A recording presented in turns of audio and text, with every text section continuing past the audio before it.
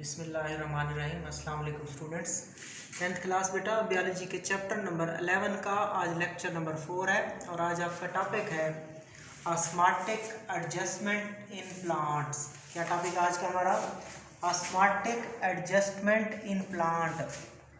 इसको उर्दू में कहते हैं पौधों के अंदर ऑस्मोटिक मुताबिकतें। पौधों के अंदर ऑस्मोटिक मुताबिकतें, osmotic adjustment in plant. Start करते हैं इस टॉपिक को। ये वेरी इंपॉर्टेंट टॉपिक है, स्पेशली लॉन्ग क्वेश्चंस के हवाले से। बेटा जो पौधे होते हैं वो पानी की दस्तयाबी के लिहाज से और नमकियात की दस्तयाबी के लिहाज से 3 ग्रुपों में तकसीम किए जाते हैं। पौधों को पानी की दस्तयाबी और नमकियात की दस्तयाबी के लिहाज से 3 ग्रुपों में तकसीम किया जाता है। क्या कहते हैं इंग्लिश में? On the basis of availability of water and salt. On the basis of availability of water and salt, plant are divided into 3 groups. First group is hydrophyte. क्या कहते हैं बेटा? पहले ग्रुप को हाइड्रोफाइट कहते हैं। हाइड्रोफाइट। दूसरा ग्रुप बेटा जीरोफाइट कहलाता है, जीरोफाइट्स। और जो तीसरा ग्रुप है बेटा वो हेलोफाइट कहलाता है, हेलोफाइट्स कहलाते हैं। सो पानी को, पौधों को पानी और नमकियात की दस्तयाबी के लिहाज से आपने 3 में डिवाइड किया। अब सबसे पहले हम हाइड्रोफाइट को देख लेते हैं। बेटा जब भी ये लफ्ज़ आए हाइड्रो आपके जहन में, इससे आपने फ्रेश वाटर मुराद लेना है। कौन सा वाटर? फ्रेश वाटर, ताज़ा पानी। ठीक हो गया बेटा। और फाइट का मतलब पौधे ही होता है। सो ऐसे पौधे जो कहाँ रहते हैं? ताज़ा पानी में रहते हैं। कहाँ रहते हैं? ताज़ा पानी में रहते हैं। ठीक हो गया। और ताज़ा पानी क्या होता है बेटा? ऐसा पानी जिसमें साल्ट कम हो, ऐसा पानी जिसमें साल्ट कम हो, नमकियात कम हो, उस पानी को आप ताज़ा पानी कहते हो। किस चीज़ का पानी ताज़ा होगा बेटा? रिवर का पानी, पॉन्ड्स का पानी, लेक्स का पानी, स्ट्रीम्स का पानी। ये सारा पानी फ्रेश वाटर होता है और इसमें साल्ट क्या होते हैं? कम होते हैं। So the water in which there are less salt, that is called fresh water. Example of the fresh water are the water of the river, the lakes and the stream. So we define the hydrophyte, the plant which are partially or completely submerged in the fresh water। वो पौधे जो ताज़ा पानी में मुकम्मल तौर पर या जुज़वी तौर पर डूबे होते हैं, उन पौधों को हम हाइड्रोफाइट कहते हैं। ऐसे पौधे जो ताज़ा पानी में मुकम्मल तौर पर या जुज़वी तौर पर डूबे हुए होते हैं, उन पौधों को हम क्या कहते हैं बेटा? उन पौधों को हम हाइड्रोफाइट कहते हैं। मिसाल के तौर पर ये पानी है बेटा, और इसमें 2 पौधे हैं। एक पौधा इस पानी में मुकम्मल तौर पर डूबा हुआ है, एक पौधा आधा ऊपर है और आधा नीचे है। इस पौधे को मैं कहूँगा ये पौधा पानी में मुकम्मल तौर पर डूबा हुआ है, और इस पौधे को मैं कहूँगा ये पौधा पानी में जुज़वी तौर पर डूबा हुआ है। ये कंप्लीटली ये वाला पौधा कंप्लीटली सबमर्ज्ड है और ये वाला पौधा पार्शली सबमर्ज्ड है। और पानी कौन सा है? फ्रेश वाटर है। सो ये क्लियर किया बेटा आपने। प्लांट विच आर पार्शली और completely submerged in the fresh water, they are called hydrophyte. वो पौधे जो ताज़ा पानी में जुज़वी तौर पर या मुकम्मल तौर पर डूबे हों, वो हाइड्रोफाइट है। ये डेफिनेशन है और बहुत इंपॉर्टेंट MCQs है। अब बेटा चूंकि ये पानी के अंदर होते हैं और पानी भी ताज़ा है, so these plant do not face the problem of water shortage. ठीक है, इन पौधों को पानी की कमी का सामना नहीं करना पड़ता। This plant do not face the problem of water shortage. इन पौधों को पानी की शॉर्टेज का, पानी की किल्लत का, पानी की कमी का सामना नहीं करना पड़ता। आगे चलते हैं। हालांकि पानी की ज़्यादती का सामना करना पड़ सकता है। इन पौधों को पानी की ज़्यादती का, एक्सेस का सामना करना पड़ सकता है, क्योंकि पानी, इधर देख लें एक दफ़ा कि जो ताज़ा पानी होता है बेटा उसमें नमकियात कम होते हैं। ये जो ताज़ा पानी इसमें नमकियात कम होते हैं, तो सॉल्यूशन क्या है पानी का? पतला सॉल्यूशन है। लेस कंसंट्रेटेड सोल्यूशन है, हाइपोटोनिक सोल्यूशन है। किसके मुकाबले में? पौधे के अंदर के मुकाबले में। तो पानी पौधे के अंदर जा सकता है बेटा, पानी पौधे के अंदर जा सकता है और चला जाता है, फिर पौधा उस पानी को, ज़्यादा पानी को निकालता है दोबारा। ठीक है, सो इन पौधों को पानी की कमी का सामना नहीं करना पड़ता, बल्कि पानी की ज़्यादती का सामना करना पड़ता है, पानी की फ्लडिडिटी का सामना करना पड़ता है, मतलब फ्लड इनके अंदर आ जाता है दूसरे लफ्ज़ों में। खैर, तो फिर क्या करते हैं? दे हैव डेवलप्ड मैकेनिज्म, इनके पास तरीके होते हैं for removal of extra water. जो पानी उनके अंदर आ जाता है, जो उनसे एक्स्ट्रा होता है, उसको रिमूव करने के पास इनके पास मैकेनिज्म्स होते हैं। कौन से मैकेनिज्म? उनको देखते हैं। पहला तो इनके पत्ते चौड़े होते हैं, इनके ब्रॉड लीव्स होते हैं, पत्ते चौड़े होते हैं। लार्ज नंबर ऑफ स्टोमेटा बड़ी मिकदार में होते हैं, बड़ी तादाद में होते हैं, और होते भी कहाँ पे? अपर सरफेस के ऊपर होते हैं।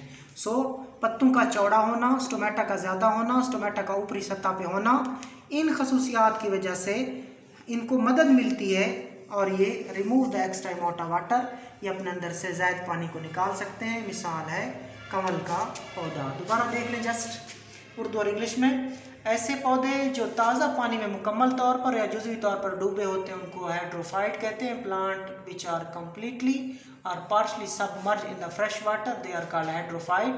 These plants do not face the problem of water shortage. इन पौधों को पानी की कमी का सामना नहीं करना पड़ता।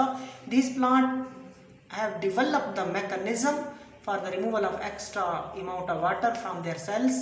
इन पौधों ने अपने अंदर के ज़ायद पानी को निकालने के लिए मुख्तलिफ तरीके मतलब अपनाए होते हैं, या इनके अंदर मुख्तलिफ तरीके आए होते हैं, आ जाते हैं। इनके पत्ते चौड़े होते हैं, इनके स्टोमेटा ज़्यादा होते हैं और ऊपरी सतह पे होते हैं। So they have broad leaves and large number of stomata on the upper surface. इन खसूसियात की वजह से ये अपने अंदर आए हुए ज़ायद पानी को निकालते हैं। मिसाल है कमल का पौधा। So these characteristic help them to remove the extra amount of water. Example is water lily. Now see the next plant that is xerophyte. बेटा जब ये आए ना ज़ीरोफाइट, आपके जहन में खुश्की के पौधे आ जाए। कौन से पौधे? खुश्की के पौधे, ड्राई लैंड के पौधे। सो फाइट का मतलब फिर पौधे, ज़ीरो खुश्की, ड्राई लैंड के पौधे। So this plant live in dry environment. ऐसे पौधे जो किस माहौल में रहते हैं? ड्राई एनवायरनमेंट में रहते हैं, उनको हम ज़ीरोफाइट कहते हैं। The plant which live in the dry environment they are called xerophyte. अब इनकी खसूसियात देखते हैं। दे पोजेस, पोजेस का मतलब होता है हैव या हैज़, मतलब रखना। They possess thick and waxy cuticle over their epidermis. अब मैं ये समझा देता हूँ बेटा। इन पौधों के पास एक मोटी मोम से बनी हुई क्यूटिकल होती है। किन पौधों की बात हो रही है बेटा? बात हो रही है ज़ीरोफाइट की। कि ज़ीरोफाइट के जो पौधे होते हैं, इनके जो पत्ते होते हैं और पत्तों में जो एपिडर्मिस होती है, उसके ऊपर एक मोटी और मोम से बनी हुई क्या होती है? क्यूटिकल होती है। ये बेटा सपोज ज़ीरोफाइट का पौधा है।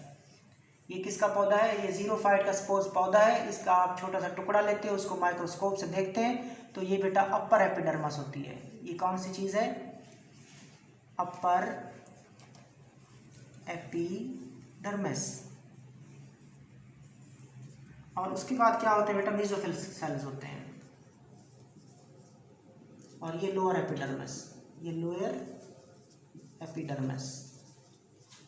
और जो खुश्की के पौधे हैं ना, ये खुश्की के पौधे यहाँ पे नीचे स्टोमेटा होते हैं। ये गार्ड सेल्स हैं और दरमियान में सुराख क्या है? वो स्टोमेटा है। खैर, ये मेसोफिल सेल्स हैं जो फोटोसिंथेसिस करते हैं।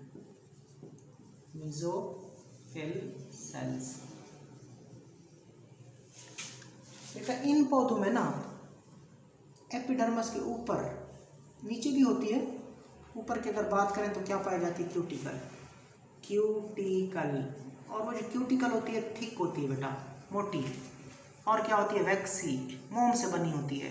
ये वैक्स जो है बेटा, ये लिपिड होते हैं और पानी से नफरत करते हैं। अगर पानी यहाँ से ऊपर जाने लगे तो पानी को वापस रोक देते हैं, वापस मतलब उसको जाने नहीं देते, कहते हैं रुक जाए, पत्ते के अंदर रहो। ठीक है, क्योंकि इन पौधों में पानी की कमी होती है, लिहाजा ये पानी को अपने अंदर से गुजरने नहीं देती। ये क्या है? क्यूटिकल है। क्यों? क्योंकि ये थिक भी है और वैक्स से बनी हुई है, मोम से बनी हुई है। और वैक्स या मोम ये लिपिड होते हैं बेटा, ये पानी को अपने अंदर से गुजरने की इजाज़त नहीं देते। सो आपने क्या कहा? आपने कहा ऐसे पौधे जो खुश्क माहौल में रहते हों, ऐसे पौधों को ज़ीरोफाइट कहते हैं। ज़ीरोफाइट कहते हैं। They possess thick and waxy cuticle over their epidermis. इनकी एपिडर्मस के ऊपर, इन पौधों की एपिडर्मस के ऊपर एक मोटी और एक मोम से बनी क्या होती है, क्यूटिकल होती है। उस थिक और वैक्सी क्यूटिकल का काम क्या है, फंक्शन क्या है, to reduce the water loss from internal tissue, कि जो इंटरनल टिश्यू थे ये अंदर से पानी जा रहा है और पानी बुखारात बनकर उड़ना चाह रहा है, लेकिन ये क्या करेगी, थिक और waxy cuticle reduce the rate of transpiration, reduce the rate of water loss from the internal tissue, के पौधे के जो अंदर के टिश्यूज होंगे उनसे पानी को बाहर निकलने की इजाज़त नहीं देगी, सो कम से कम पानी निकलेगा। आगे चलते हैं, दे have less number of stomata, ठीक है, ये जो आपके ज़ीरोफाइट होते हैं ना बेटा, इनके पास लेस नंबर ऑफ स्टोमेटा होते हैं। इनमें स्टोमेटा की तादाद क्या होती है, पानी कम है, इन पौधों में, खुश्की के पौधे, इनमें पानी कम है, तो हमने पानी को बचा के रखना है, पौधे के अंदर रखना है। So they have less number of stomata, इन पौधों के पास स्टोमेटा की तादाद कम होती है। क्यों, to reduce the rate of transpiration, ताकि ट्रांसपिरेशन क्या हो बेटा, कम से कम हो। सो इनमें स्टोमेटा कम होते हैं ताकि ट्रांसपिरेशन कम हो और पानी इनका कम से कम निकले। Deep root to absorb maximum water, इन पौधों की जो जड़ें होती हैं बेटा वो बड़ी गहरी होती हैं, इन पौधों की जड़ें, रूट्स गहरी होती हैं, डीप रूट होती हैं। क्यों, to absorb maximum water from the soil, इन पौधों की जड़ें गहरी होती हैं ताकि वो ज़मीन से ज़्यादा पानी को क्या कर सकें बेटा, जज़ब कर सकें, क्योंकि आपको पता है रूट का काम absorption of water and mineral होता है। आगे चलते हैं, some xerophyte have special parenchyma cell in the stem and in the root in which they store a large quantity of water. This make their stem or root wet and juicy. They are called succulent organ. मैं diagram से पहले आप समझा देता हूँ बेटा। कुछ ज़ीरोफाइट होते हैं, कुछ ज़ीरोफाइट होते हैं बेटा, उनका जो स्टेम होता है और उनकी फिर जो क्या होती है बेटा, रूट्स होती हैं, उनमें ख़ास किस्म के सेल्स पाए जाते हैं, उनमें ख़ास किस्म के क्या पाए जाते हैं बेटा, सेल्स पाए जाते हैं। उन सेल्स को बोलते हैं parenchyma cells, parenchyma cells, parenchyma cells. Some xerophytes के अंदर, उनके स्टेम्स के अंदर भी, उनकी रूट्स के अंदर भी ये पैरेन्काइमा सेल कहाँ पाए जाते हैं बेटा, ये स्टेम के अंदर भी हैं और रूट के अंदर भी हैं। क्या हर ज़ीरोफाइट में होते हैं, नहीं, सम ज़ीरोफाइट में, सम ज़ीरोफाइट्स, कुछ ज़ीरोफाइट की जड़ों में और तन्ने में ख़ास किस्म के पैरेन्काइमा के सेल्स होते हैं। अच्छा, वो पैरेन्काइमा के सेल क्या करते हैं बेटा, वो बड़ी मिकदार में पानी को जज़ब कर लेते हैं, वो बड़ी मिकदार में पानी को क्या कर लेते हैं बेटा, ऑब्ज़र्व कर लेते हैं, वो बड़ी मिकदार में पानी को ऑब्ज़र्व कर लेते हैं, जिसकी वजह से वो पैरेन्काइमा के जो सेल्स होते हैं, वो जो तन्ना हो गया, वो जो जड़ें हो गई, वो क्या हो जाती हैं बेटा, वो वेट भी हो जाती हैं और जूसी भी हो जाती हैं, ठीक है, वो क्या हो जाते हैं, वेट और जूसी हो जाते हैं, मतलब वो नमी वाले हो जाते हैं और रस भरे भी हो जाते हैं, ठीक हो गया। और फिर इन आर्गन को जो वेट और जूसी हो जाएं, नमी वाले, पानी वाले और रस भरे हो जाएं, फिर हम इनको कहते हैं सक्कुलेंट आर्गन। ये सक्कुलेंट आर्गन आपसे पूछा जाता है क्या बेटा, शॉर्ट क्वेश्चंस। सक्कुलेंट आर्गन क्या होते हैं कि वो वेट और जूसी स्टेम और रूट, जिनके अंदर पैरेन्काइमा के सेल थे, जिन्होंने बड़ी मिकदार में पानी को क्या किया था, जज़ब किया था, इन्हीं आर्गन को हम सक्कुलेंट आर्गन कहते हैं। अब ज़ीरोफाइट की मिसाल क्या है बेटा, ज़ीरोफाइट की मिसाल है कैक्टाई, जमा कहेंगे तो प्लूरल कहेंगे तो कैक्टाई, अगर सिंगुलर कहेंगे तो cactus. So cactus, cacti, they are the example of xerophyte. एक बार देख लेते हैं ज़ीरोफाइट को। Xerophyte live in dry environment, ये खुश्की के माहौल में रहते हैं। They possess thick waxy cuticle over their epidermis to reduce the water loss from internal tissues. अंदरूनी टिश्यू से पानी को बाहर जाने से रोकने के लिए इनकी एपिडर्मस के ऊपर एक थिक यानी कि मोटी और मोम से बनी हुई क्यूटिकल पाई जाती है। They have less number of stomata to reduce the rate of transpiration, इनमें स्टोमेटा की तादाद कम होती है ताकि ट्रांसपिरेशन की रफ्तार कम हो, क्योंकि बेटा आपको पता है सबसे ज़्यादा ट्रांसपिरेशन स्टोमेटा के ज़रिए होती है। जब स्टोमेटा ज़्यादा होंगे तो ट्रांसपिरेशन ज़्यादा होगी और पानी ज़्यादा निकल जाएगा, लेकिन चूंकि इन पौधों के पास पानी कम होता है तो स्टोमेटा अल्लाह ने इनमें कम रखे होते हैं ताकि इनसे ट्रांसपिरेशन कम हो। They have deep root to observe maximum water from the soil. इन पौधों की जड़ें बड़ी गहरी होती हैं ताकि ज़मीन से ज़्यादा पानी को जज़ब कर सकें। Some xerophytes have special parenchyma cell in the stem and in the root in which they store a large quantity of water. कुछ xerophyte के तनों में और जड़ों में खास किस्म के पैरेनकाइमा के सेल होते हैं जो बड़ी मिकदार में अपने अंदर पानी को ज़ख़ीरा कर लेते हैं।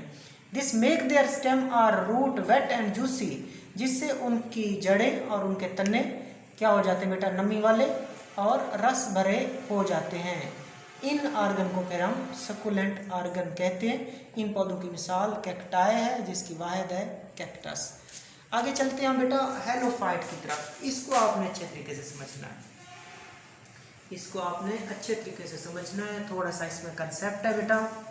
पहली बात हेलो जब भी आए तो आपने कहना है समंदरी पानी, सी वाटर, साल्टी इन्वायरमेंट, समंदर का पानी जिसमें नमकियात क्या होते हैं, ज़्यादा होते हैं। सो साल्टी वाटर। हेलो मतलब समंदरी पानी या सी का वाटर, फाइट का मतलब पौधे। सो वो पौधे जो समंदर के पानी में रहते हैं और समंदर के पानी में नमकियात ज़्यादा होते हैं, लेकिन वो फिर भी समंदर के पानी में रहते हैं क्योंकि वो अडाप्टेड होते हैं उस साल्टी इन्वायरमेंट के साथ। So halophyte live in the sea water and are adapted to the salty environment. So halophyte live in sea water.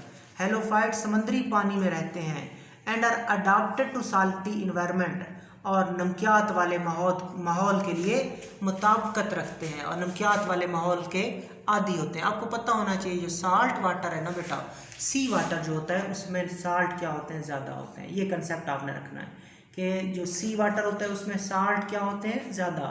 तो सोल्यूशन क्या होता है समंदर का, हाइपरटोनिक, गाढ़ा कंसनट्रेटेड सोल्यूशन होता है। सो हेलोफाइट समंदर के पानी में रहते हैं और समुद्री माहौल से मुताबिकत रखते हैं, नमकियात वाले माहौल से मुताबिकत रखते हैं। Salt enter in the bodies of such plant due to higher concentration in the sea water. अब बेटा मैं आपको समझाता हूँ। सपोज ये समंदर का पानी है, सपोज ये किसका पानी है बेटा, समंदर का पानी है, और मैं पौधे को एक सेल से दिखा देता हूँ कि पौधा वहाँ पे रहता है, और पौधे का मैं सिर्फ क्या बनाऊंगा बेटा, एक सेल बनाऊंगा। समझना आपने इसी को पौधा ही है, ठीक है।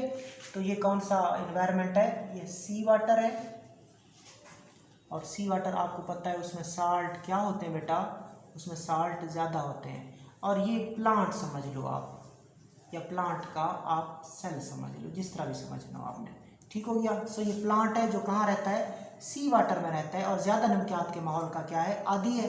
इस पौधे का नाम क्या है बेटा, हेलोफाइट है। अब क्या होगा, समुद्री पानी उसमें साल्ट ज़्यादा होते हैं। साल्ट क्या होते हैं बेटा, उसमें साल्ट ज़्यादा होते हैं। तो आपको पता है जो चीज़ ज़्यादा हो वो किसकी तरफ जाती है। अब नमकियात ज़्यादा है, किसकी बात हो रही है, किसके मुकाबले में ज़्यादा है, पौधे के मुकाबले में। तो नमकियात जो होते हैं वो कहाँ आ जाते हैं, पौधे के अंदर आ जाते हैं, ठीक हो गया बेटा। तो साल्ट किधर आ गए, पौधे के अंदर आ गए। Salt enter in the bodies of such plant, जो नमकियात होते हैं इन पौधों के जिस्म के अंदर चले जाते हैं। क्यों, to higher concentration in the sea water, क्योंकि समंदर के पानी में नमकियात ज़्यादा थे बेटा, सी वाटर में उनकी कंसंट्रेशन क्या थी, हायर थी। समुद्री पानी में नमकियात ज़्यादा थे, लिहाजा वो नमकियात इन पौधों के जिस्म में आ जाते हैं। समंदर के पानी में नमकियात ज़्यादा थे, लिहाजा वो हायर कंसंट्रेशन से पौधों के जिस्म के अंदर आ गए। अब आगे चलें। On the other hand water tends to move out of their cell, दूसरी साइड पे जो पौधों के अंदर का पानी है वो कोशिश करता है कि पानी कहता है मैं बाहर जाऊंगा, नमकियात किधर आ रहे हैं, अंदर। On the other hand water tend, water चाहता है, वाटर कोशिश करता है to move out of their cell, कि वो पौधों के सेल से बाहर चला जाए, into the hypertonic sea water. और जो बाहर का माहौल है वो क्या है बेटा, हाइपरटोनिक है, हाइपरटोनिक इन्वायरमेंट है। समंदर का माहौल क्या होता है, गाढ़ा, नमकियात वगैरह क्या होते हैं बेटा, ज़्यादा होते हैं। किसके मुकाबले में, पौधे के मुकाबले में। तो पौधे का माहौल क्या होगा, हाइपोटोनिक, पौधे के अंदर का माहौल क्या है बेटा, हाइपोटोनिक है। और आपको पता है बेटा पानी हमेशा पतले सोल्यूशन से गाढ़े में जाता है। पानी हमेशा पतले सोल्यूशन में से गाढ़े में जाता है। वाटर जो होता है हाइपोटोनिक सोल्यूशन से हाइपरटोनिक में जाता है। पानी पतले सोल्यूशन से गाढ़े सोल्यूशन में जाता है। समंदर का सोल्यूशन गाढ़ा है जबकि उसका अपना सोल्यूशन पौधे का पतला है। सो वाटर जाएगा नहीं, water tends to move, water कोशिश करता है लेकिन पौधा उससे जाने से रोक देता है। ये देखें, पानी कहता है मैंने बाहर जाना है। क्यों बाहर जाना है? क्योंकि बाहर का सोल्यूशन गाढ़ा है, हाइपरटोनिक है, तो मुझे तो बाहर जाना चाहिए। किस तरीके से तुम्हें बाहर जाना चाहिए? वो कहता है ऑस्मोसिस के जरिए, लेकिन उस पानी को रोक दिया जाता है कि आपने नहीं जाना। नमकियात आ जाते हैं अंदर, साल्ट ज़्यादा से कम की तरफ आ जाते हैं। पानी भी कहता है मैं भी तो बाहर जाऊंगा क्योंकि मैं अंदर ज़्यादा हूँ, बाहर कम है। अंदर पतला सोल्यूशन है, बाहर गाढ़ा सोल्यूशन है। तो water tends to move, water tend to move out of the cell into the hypertonic environment, के पानी भी बाहर गाढ़े माहौल में जाने की कोशिश करता है। अब देखते हैं लेकिन पानी को जाने नहीं दिया जाता। अब कैसे रोकना, कैसे है पानी को? When salt enter into the cell, plant carry out active transport to move and hold large amount of salt into the vacuole। ये बेटा आपने कंसेप्ट आप समझना है, हमने पानी को बाहर नहीं जाने देना। ये मैं पौधे का सेल बनाता हूँ बेटा, ये पौधे का सेल है। पौधे के सेल में सबसे बाहर क्या होती है बेटा? पौधे के सेल में सबसे बाहर सेल वॉल, उसके बाद बेटा होती है सेल मेम्ब्रेन,